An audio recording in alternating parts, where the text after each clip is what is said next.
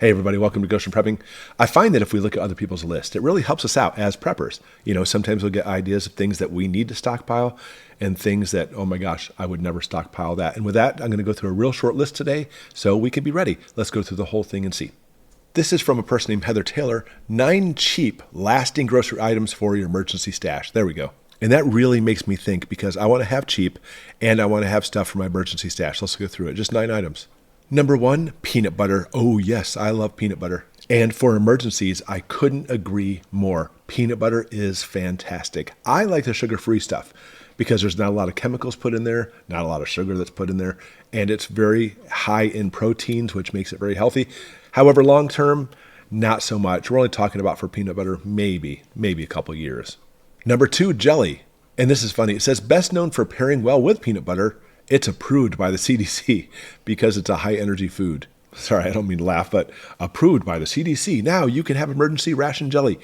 It is true. It's very good as far as energy goes because it's loaded with carbs. And if we're talking about we're in a situation in which we need to be able to run, pack some stuff, get going, and you need the extra energy, yes, peanut butter and jelly sandwiches, that time-proven thing works very well. So I'm not a jelly stockpiler. We have a bunch. We can our own, but it's one thing you could add if you want to. Number 3, canned fish. Outstanding. Fish is so good for you. And I'm not sure what kind of fish you like to stockpile. I like sardines. I like salmon. I love canned tuna. And we have lots and lots of it. So canned fish, excellent.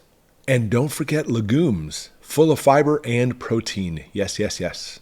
And we stockpile lots of these guys because, they're perfect. Put them in a Mylar bag with an oxygen absorber or maybe a food grade bucket. And you can really put away a lot of the stuff, and it's so good for you.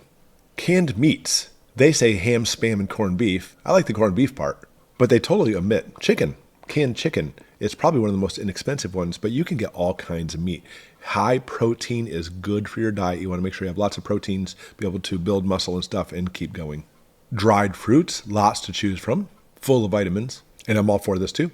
Depending on where you get your dried fruits from or if you make your own. They do have a limited shelf life, however, and keep that in mind, but dried fruits are very good.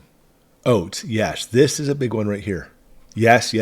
Oats are amazing. High in protein, really good for you. And honestly, as far as sticking with you in the morning, if you're going to eat a breakfast, if you're a breakfast person, oatmeal is one of the best things you can do. So A+. Granola bars, also approved by the CDC. And I'm not saying they don't have their place. If you have a bug out bag or get home bag or something like that, I think granola bars are great.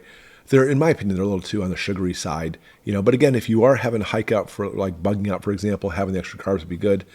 But granola itself might be, in my opinion, a little bit better. The granola bars often have like some sugary stuff packing them together. And then finally, the last one, speaking of sugary, hard candy. So I certainly see where they're going with this. For your regular diet, by the way, I would stay far away from hard candy. But if we're talking about crap hits the fan and you need to have a lot of extra energy because, look, there's no power, you may have to cut your own wood, you may have to do a lot of hiking, walking, bugging out, whatever. Yes, it's actually good to have some hard candy. I would, if you're like me, by the way, I don't eat hard candy at all. But if I have some for my bug out bag, I would keep it in its original package so that way it doesn't start deteriorating over time. There's some 9 quick things. What would you add to the list? Because obviously we want to get different viewpoints as far as what we want to stockpile. Lots of things to think about and choose from. As always, everybody, thanks for watching.